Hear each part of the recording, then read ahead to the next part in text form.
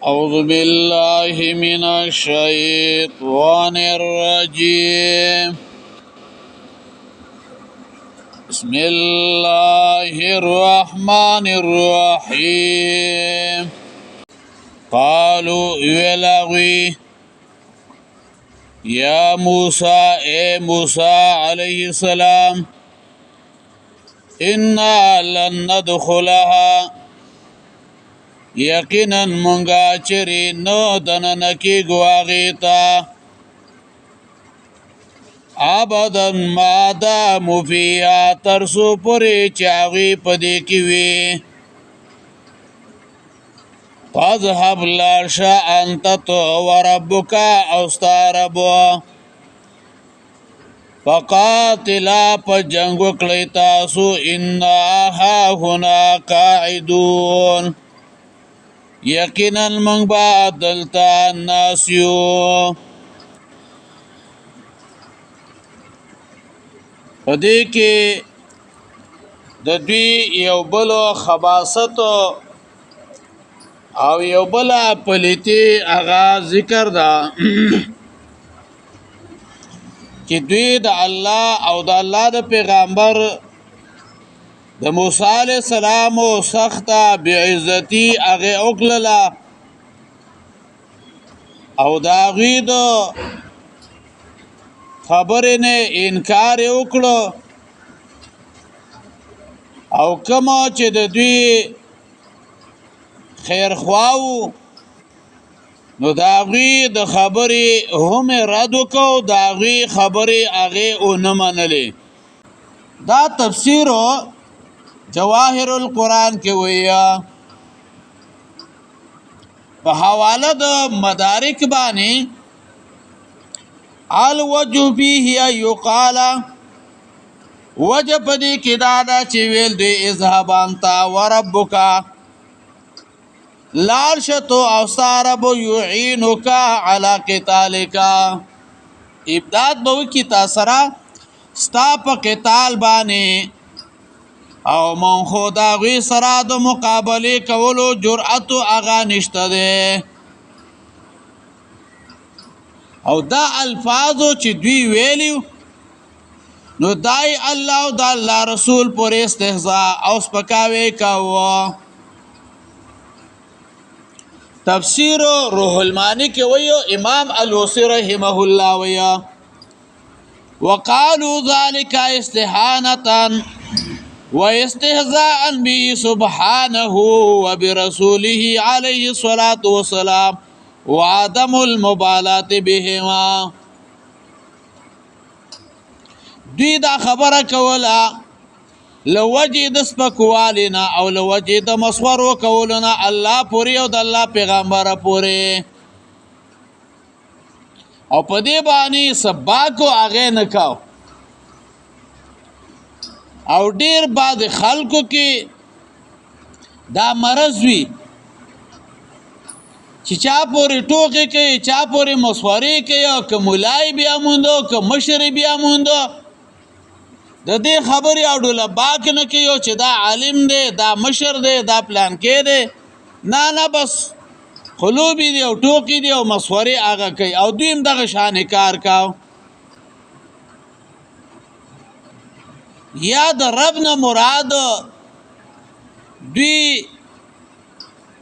مجازن یعنی سرداری تناغسته د رب نه مراد یعنی مجازن او سردار یعنی هارون علیہ السلام مراد ده ځکه هارون علیہ السلام د موسی علیہ السلام مشر هغه ورور او تفسیر مدارک ویا اے وربک اے وسیدک وهو اخوک الاکبر هارون تلارشا ستاغ سردارو مشر ورورو هغه دې تاسو رلال شي یعنی مونږه د جهاد کولو نه فاتیو کچری تاسو لازمی تور باندې جهاد کول وی خپل ورورو د ځان سره کا اولاد شه او په خپل باندې ملال شه او جنگو هغه وکي خو بیا دلته علما وایي چې دا بني اسرائیل بیادبه خلکو، دوی کې ادب او احترام او هغه پکې نه و. حدیث کې راځي امام بخاری رحمه الله حدیث ذکر کړی دی، نبی علیہ الصلوۃ والسلام د بدر په غزا کې کله چې بدر ته نږدې ورسېده، بدر ته چې نږدې ورسېدو نو ملګرو سره مشوره کوله چې دشمن راغلی دی څه وکړو. اول ابوبکر صدیق رضی الله عنه هغه خبرې وکړې، بیا عمر فاروق خبرې وکړلې، بین نور مهاجرین وکړې. نبی علیہ الصلوۃ والسلام د دوی خبرو ته دومره توجه هغه ورنکړله. د نبی علیہ السلام مقصد داو چې تاسو خو مهاجرین، تاسو خو اسیم تیاری د دې لپاره راوتلي. پدې کې انصارو ته تعریض کاو چې د انصارو سرای دا نو پای کې مقداد بن الاسود رضی الله عنه فاسد ویلا، کله چې فاسد ویل یا رسول الله لا نقول كما قالت بني اسرائيل، من داسې نه وایو لکه چې بني اسرائیل موسی علیہ السلام ته ویلي اذهب انت وربك فقاتلا انا ها هنا قاعدون، تلاړ شه او ستا رب دې لاړ شي موږ به دلته ناست یو. موږ د بني اسرائیل په شان خبره نه کوو چې بني اسرائیل راولګېدل موسی علیہ السلام ته ویله تلاړ شه ستا رب دې لاړ شي موږ به دلته ناست یو، بلکې موږ دا وایو اذهب انت وربك فقاتلا انا معكم مقاتلون، تو او ستا رب دې لاړ شي او جنگ کوي، یقینا به موږ تاسو سره یو ځای به جنگ کوو، موږ سره ملګری یو. فقاتلا جنگ وکي تاسو، فقاتلا جنگ وکي. ګورا دار دی اولی بیادبی وا الله رب العزت خدا سي کولې شو چې دا ټول جوابره په یو ټیم باندې هغه هلاک کړي وي، خو لیکنو دی دا بیادبی وکړه او دا الله رب العزت امتحان کوي په خلکو باندې، ولکن ليبلوا بعضکم بعضا، الله یو باندې امتحان راولېږي بل باندې راولېږي، الله ګوري چې دې څه کوي، دې زما شکریا ادا کوي او کنه جی دا ناشکري کوي. انا ها هنا قاعدون، یقینا بغا دلته باندې ناسیو. سورۃ التوبه 87 نمبر آیت مبارکه وګورئ، و اتیمو نمبر آیت مبارکه کې ویا انا ها هنا قاعدون، من با دلته کې ناسیو. و اتیم آیت د سورۃ توبه رضو بیا یکونو مع الخوالف، خوشاله دي چې شي سره د ناسو خذونه. بعضې نیم سړی په دې خوشحالېږي چې د ښځې خوانه مېړه کومه، که جومات خپل کار به کوي او مدرسه به خپل کار کوي، جهاد به خپل کار کوي. وطبع على قلوبهم، او مهر لګولی شوی دی د دوی په زړونو باندې، فهم لا یفقهون، دوی نه پوهېږي. او بیا د دې سورۃ توبې 93 نمبر آیت مبارکه کې مویا 93 نمبر آیت مبارکه ها انما السبیل، یقینا ملامتی علی الذین پاغ چادا یستاذنونک چې اجازه دی غوالستانه وهم اغنیاء او دی مالداروي، رضو خوشالوي بیا یکونو مال خوالف، چې شي سره د کور ناستو زنانو سره. وطبع الله على قلوبهم، او مهر وهل الله په زړونو د دوی فهم لا يعلمون دوی نه پوهیږي. قال اویلو موسی علیہ السلام ربی ای زما ربا انی لا املکو یقینا زه اختیار نه لرم الا نفسی مگر د خپل ځان واخی او د خپل ورور ففرق بیننا جدای راولا په من زمون کې وبین القوم الفاسقین او په منځو د قومه بدکارانو کې. ګوره موسی علیہ السلام ویل اے ربی زما ربا انی لا املکو یقینا ز اختیارو نه لرم. ګوره دلته کې موسی علیہ السلام انی لا املکو الا نفسی یعنی زه اختیار نه لرم مگر د خپل ځان او د خپل ورور. او بل ته علماوی چې مراد اختیار نه مراد دا نه دی چې هغه زما غلام دی بلکې مطلب د ملکیت نه مراد اطاعت دی. د ملکیت نه مراد اطاعت دی. ای لا یطیعنی الا نفسی واخی زما ته اطاعت نه کیا مگر زما نفس او زما ورورا. اطاعت نه کیا زما مگر نفس ما او زما هغه ورورا. او امام بغوی رحمه الله ویا امام بغوی وی لا املک الا نفسی واخی لا یملک الا نفسه زه د خپل نفس واکدارم موسی علیہ السلام دا ویلا او زما ورور د خپل ځانو هغه داغه واکدار دی. بیا دلته مفسرین ویا چې بنی اسرائیل کې یوشع او کالب دوی هم د موسی علیہ السلام خبره منلې و. لکه بیګا درس کې تیر شي کنه چې 10 کسان لګلیو او 12 کسان لګلیو نو په 10 کسانو باندې د جواب راو نه رعب راغې 2 کسان یوشع او کالب او غیبا نه روب اغرانغه موسی علیہ السلام خبره خو دې دوه منلې و. او موسی علیہ السلام سره په د هارون علیہ السلام ذکر وکړو او د دې دوالو هغه ذکر هغه ونکا. نو جواب وداره چې د موسی علیہ السلام د هارون علیہ السلام نه علاوه په بل چا باندې پورا اعتماد او هغه پنو. نو ځکه د هارون علیہ السلام ذکر وکاو د نورو ذکر هغه ونکا. او دویمو جواب هغه دار خطیب شربینی ویا چې مرادو د اخی نه مرادو عام معنی ده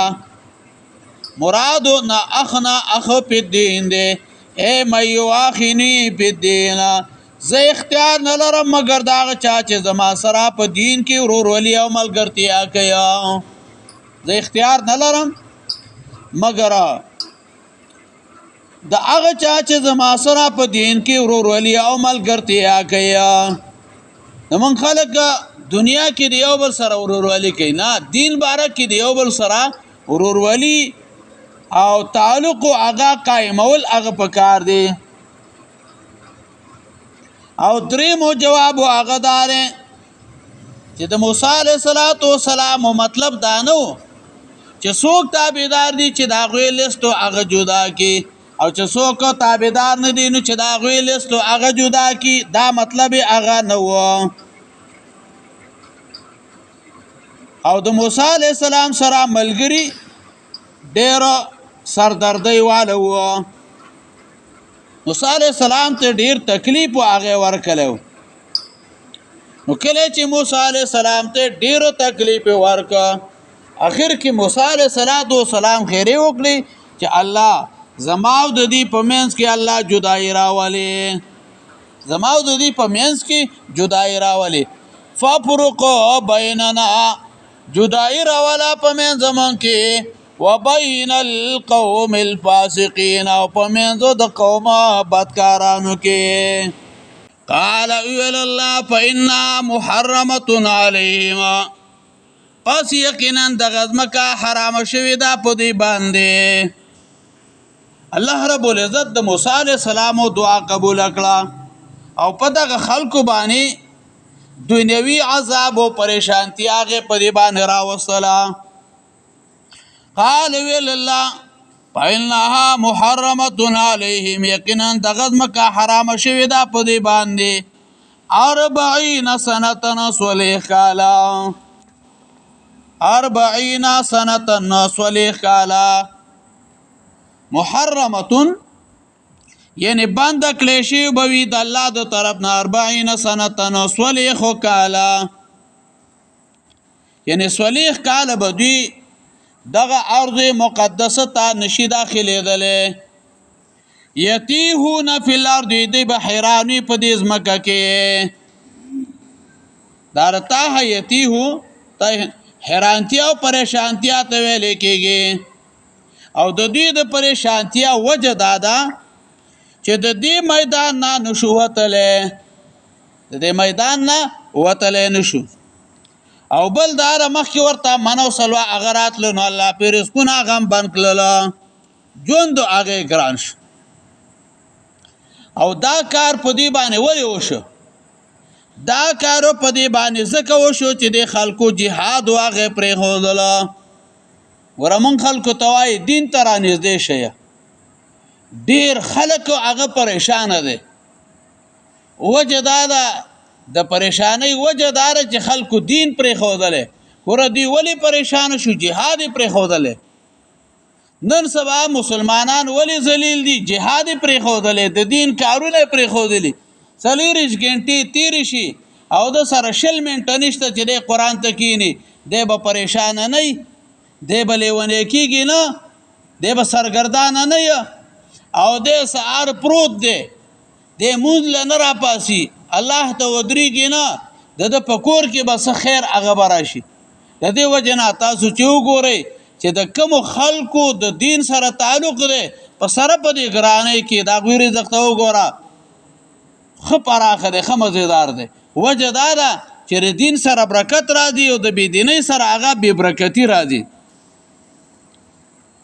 فلا تاس علی القوم الفاسقین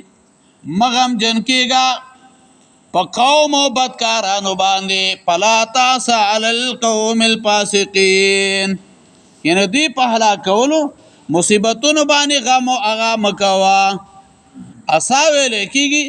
افسوس ته ویل کېږي نو د فاسقانو د کافرانو په عذابونو مصیبتونو باندې د هغوی سره غم خوري همدردي کولو د حرام دي. فاسقان دي هغوی باندې مصیبت راغی تکلیف پرې راغی هغوی باندې خفه کېږم دا وایه ډېر ښه در باندې وشو. قالو ویل هغوی یا موسی انا لن ندخلا ابدا یقینا مونږه چرې نو دننه کېږو هغې ته ما دامو فیها تر څو پورې چې هغوی په دې کې وي فاذهبوا لاړ شه ته انته ته وربک ستا رب فقاتلا جنګ وکئ تاسو انا هاهنا قاعدون یقینا موږ دلته به ناست یو. قال ویل موسی علیه السلام ربي ای زما ربه انی لا املک یقینا زه اختیار نه لرم الا نفسي مګر د خپل ځان واخي او د خپل ورور ففرق بیننا جدای راولا په منځ زمونږ کې وبین القوم الفاسقین او په منځ د قوم او بدکارانو کې. قال ویل الله فإنها محرمة علیهم یقینا دغه ځمکه حرامه شوې ده په دې باندې 40 سنه صلیح کاله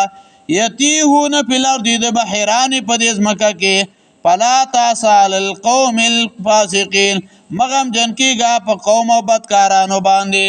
اللهم قوینا فی رضاک